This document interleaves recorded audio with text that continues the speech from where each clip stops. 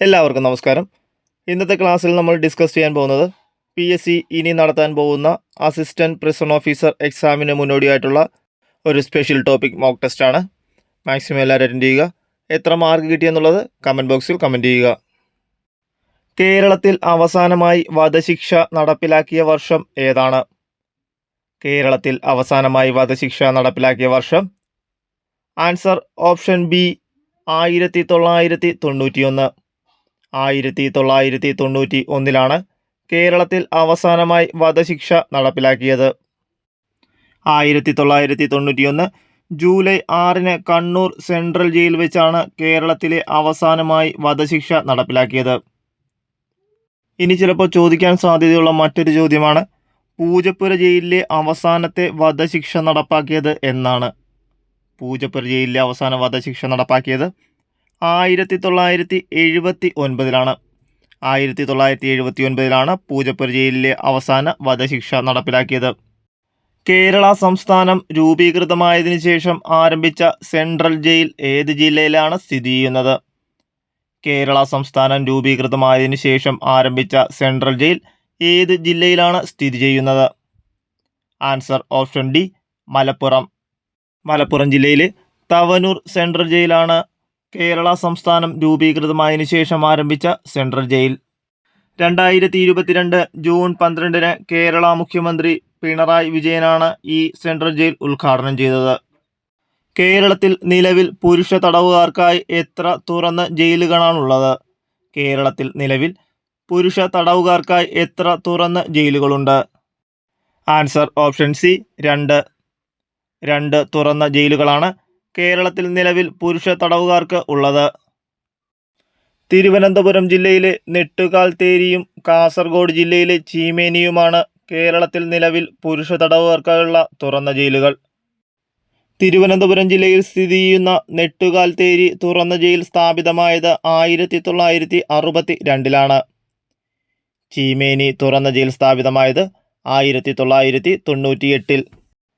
നെട്ടുകാൽത്തേരിക്ക് ശേഷം കേരളത്തിൽ സ്ഥാപിതമായ രണ്ടാമത്തെ തുറന്ന ജയിലാണ് ചീമേനി തുറന്ന ജയിൽ.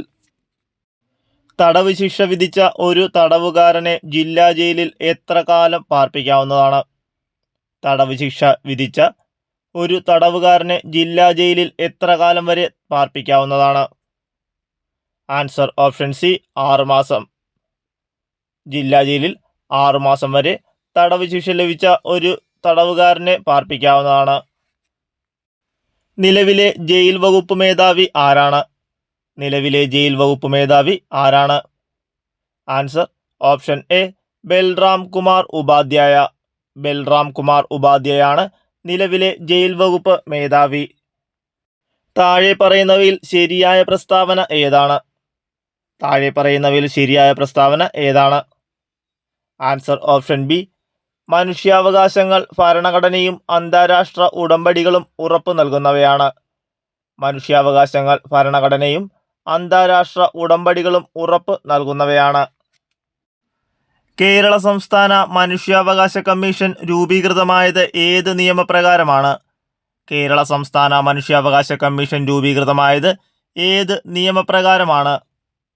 ആൻസർ ഓപ്ഷൻ സി മനുഷ്യാവകാശ സംരക്ഷണ നിയമം. മനുഷ്യാവകാശ സംരക്ഷണ നിയമം. താഴെ പറയുന്നവയിൽ ഏതാണ് മനുഷ്യാവകാശങ്ങളുടെ നിർവചനത്തിൻ്റെ പരിധിയിൽ ഉൾപ്പെടുത്തുന്നത്? താഴെ പറയുന്നവയിൽ ഏതാണ് മനുഷ്യാവകാശങ്ങളുടെ നിർവചനത്തിൻ്റെ പരിധിയിൽ ഉൾപ്പെടുന്നത്? ആൻസർ ഓപ്ഷൻ എ വ്യക്തിയുടെ ജീവിതം, സ്വാതന്ത്ര്യം, സമത്വം, അന്തസ്സ്.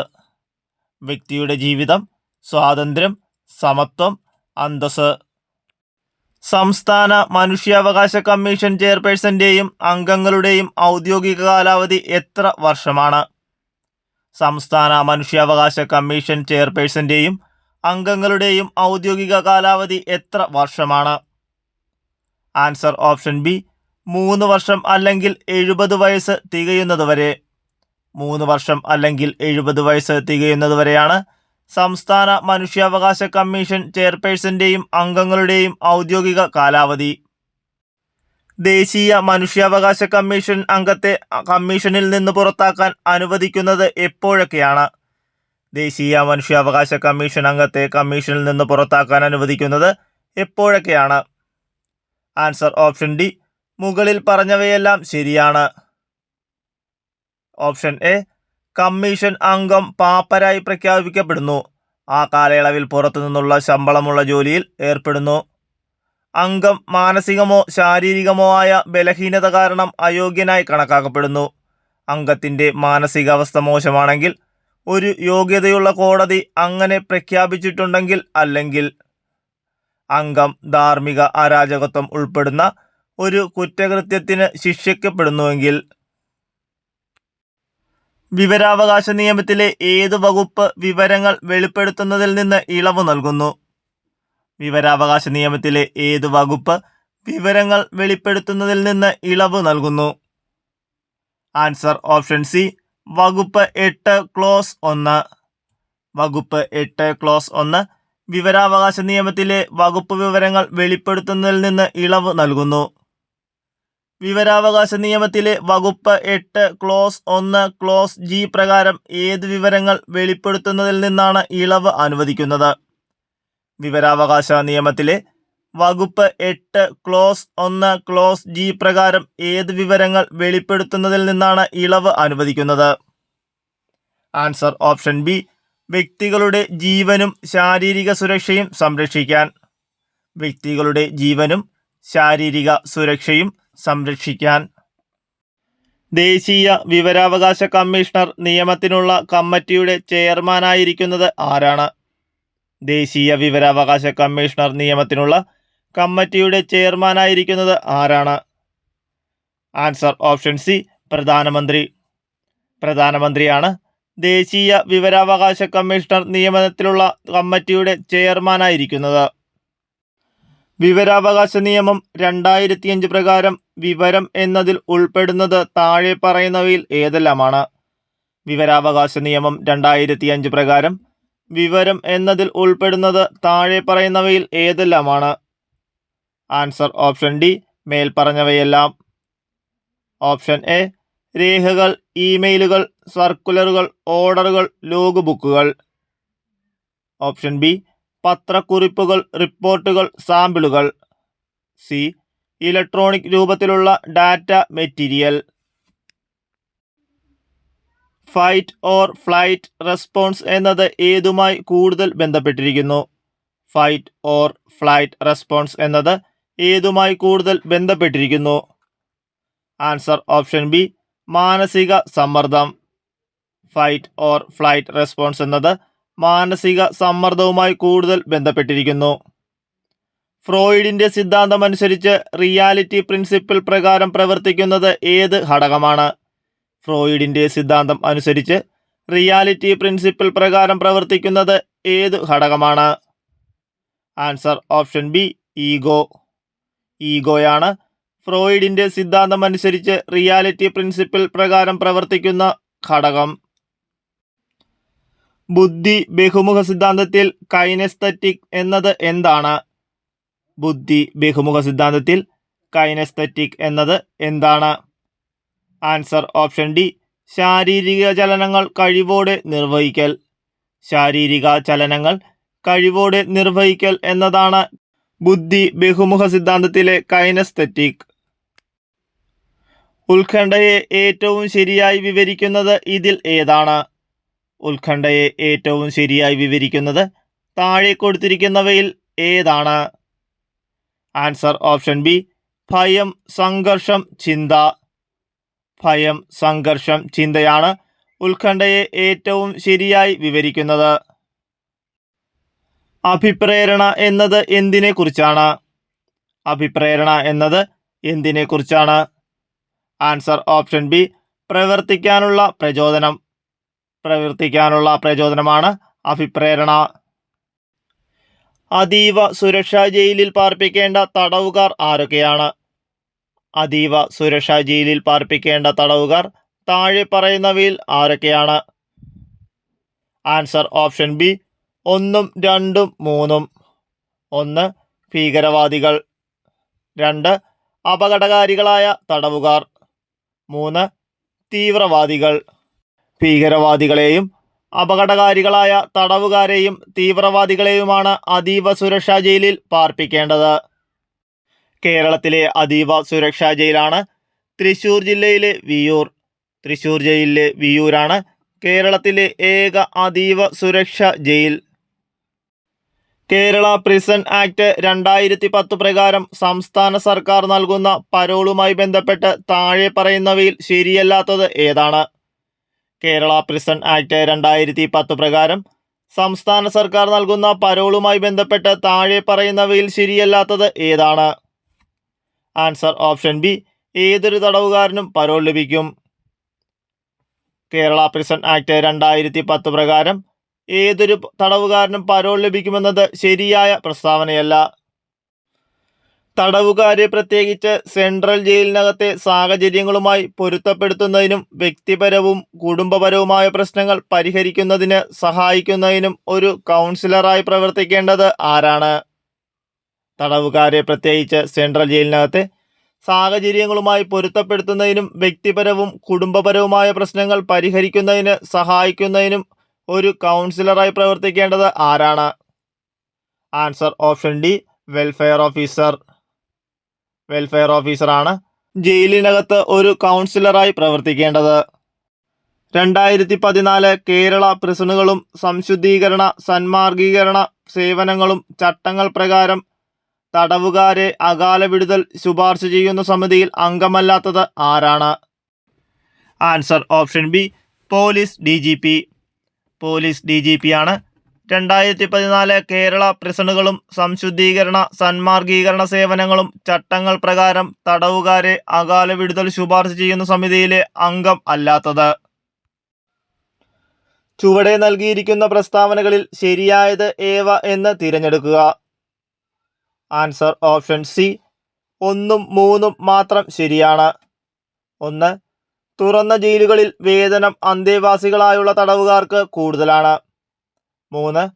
അന്തേവാസികളായ തടവുകാർക്ക് സാധാരണ അവധിക്ക് പുറമെ തുറന്ന ജയിലുകളിൽ 15 ദിവസം കുടുംബ അവധിക്ക് അർഹത ഉണ്ടായിരിക്കുന്നതാണ്.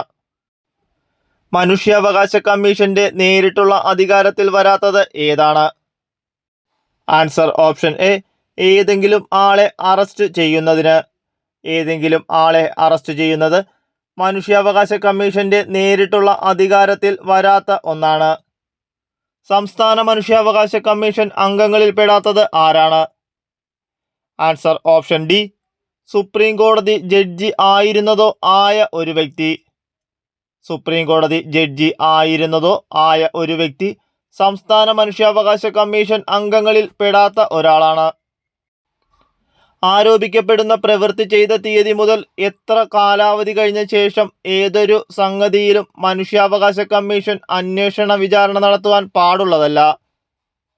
ആൻസർ ഓപ്ഷൻ സി, 1 വർഷം. ആരോപിക്കപ്പെടുന്ന പ്രവൃത്തി ചെയ്ത് 1 വർഷത്തിന് ശേഷം ഏതൊരു സംഗതിയിലും മനുഷ്യാവകാശ കമ്മീഷൻ അന്വേഷണ വിചാരണ നടത്തുവാൻ പാടുള്ളതല്ല.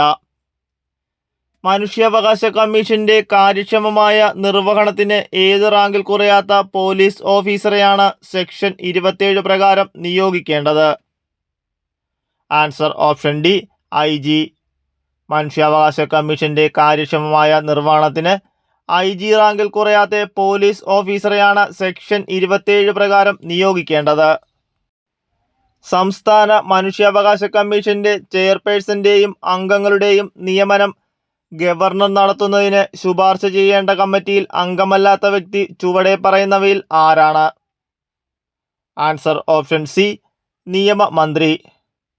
സംസ്ഥാന മനുഷ്യാവകാശ കമ്മീഷന്റെ ചെയർപേഴ്സന്റെയും അംഗങ്ങളുടെയും നിയമനം ഗവർണർ നടത്തുന്നതിന് ശുപാർശ ചെയ്യേണ്ട കമ്മിറ്റിയിൽ നിയമമന്ത്രി അംഗമല്ല.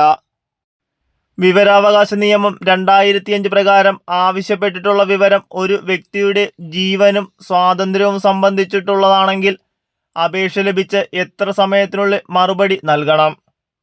ആൻസർ ഓപ്ഷൻ സി, 48 മണിക്കൂർ.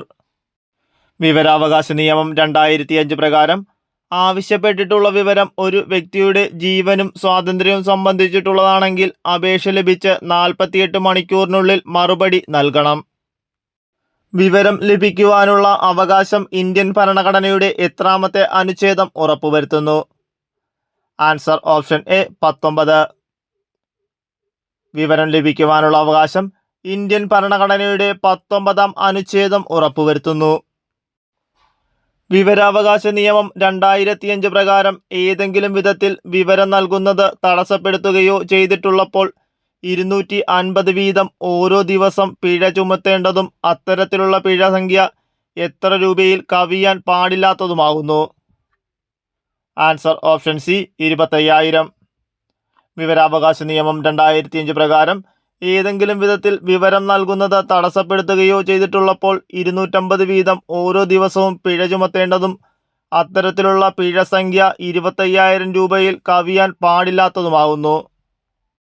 വിവരാവകാശ നിയമം 2005 സെക്ഷൻ 8 പ്രകാരം ചുവടെ പറഞ്ഞിരിക്കുന്നതിൽ വിവരം വെളിപ്പെടുത്തുന്നതിൽ നിന്നും ഒഴിവാക്കൽ ചെയ്തിട്ടുള്ളത് ഏതാണ്? Answer option C 1, 2, 3. 1. ഭാരതത്തിൻ്റെ പരമാധികാരത്തെയും അഖണ്ഡതയും സുരക്ഷിതത്വത്തെയും മറ്റും ഹാനികരമായി ബാധിക്കുന്നവ. 2. വിദേശ സർക്കാരിൽ നിന്നും ലഭിച്ച രഹസ്യ വിവരം. 3. അറസ്റ്റിനെയോ പ്രോസിക്യൂഷൻ നടപടിക്രമത്തെയോ തടസ്സപ്പെടുത്തുന്ന വിവരങ്ങൾ. മനോവിശ്ലേഷണ സിദ്ധാന്തത്തിൽ സിഗ്മണ്ട് ഫ്രോയിഡ് വ്യക്തിത്വത്തിൻ്റെ ഘടനാപര മാതൃക രൂപപ്പെടുത്തുന്നത് ഏതൊക്കെ ഘടകങ്ങൾ ഉൾച്ചേർത്താണ്? Answer option C id, ego, super ego.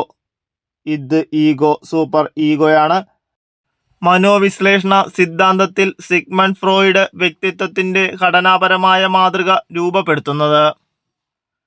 മാനസിക സമ്മർദ്ദം ലഘൂകരിക്കുന്നതിന് ഉപയുക്തമാവുന്ന ആരോഗ്യകരമായ മനോസാന്ത്വന രീതി ഏതാണ്?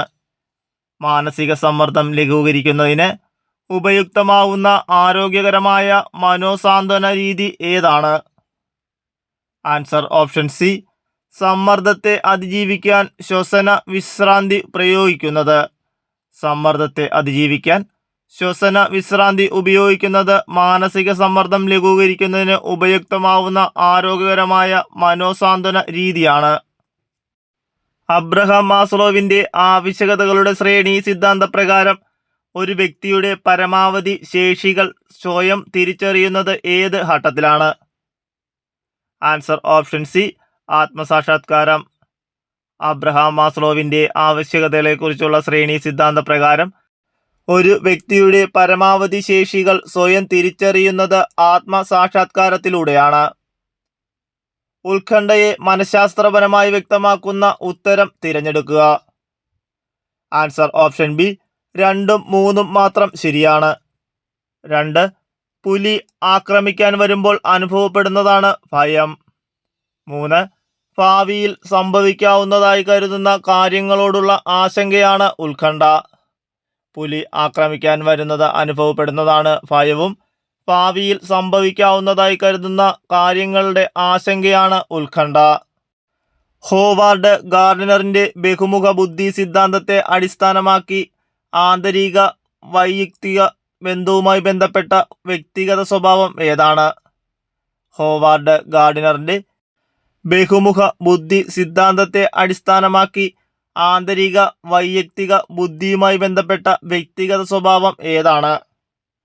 ആൻസർ ഓപ്ഷൻ ഡി സ്വയം ആഴത്തിൽ മനസ്സിലാക്കുന്നതിനും വിലയിരുത്തുന്നതിനും മെച്ചപ്പെടുത്തുന്നതിനുമുള്ള കഴിവ്. സ്വയം ആഴത്തിൽ മനസ്സിലാക്കുന്നതിനും വിലയിരുത്തുന്നതിനും മെച്ചപ്പെടുത്തുന്നതിനുമുള്ള കഴിവ് ഹോവാർഡ് ഗാർഡിനറിൻ്റെ ബഹുമുഖ ബുദ്ധി സിദ്ധാന്തത്തെ അടിസ്ഥാനമാക്കി ആന്തരിക വൈയക്തിക ബുദ്ധിയുമായി ബന്ധപ്പെട്ട വ്യക്തിഗത സ്വഭാവമാണ്.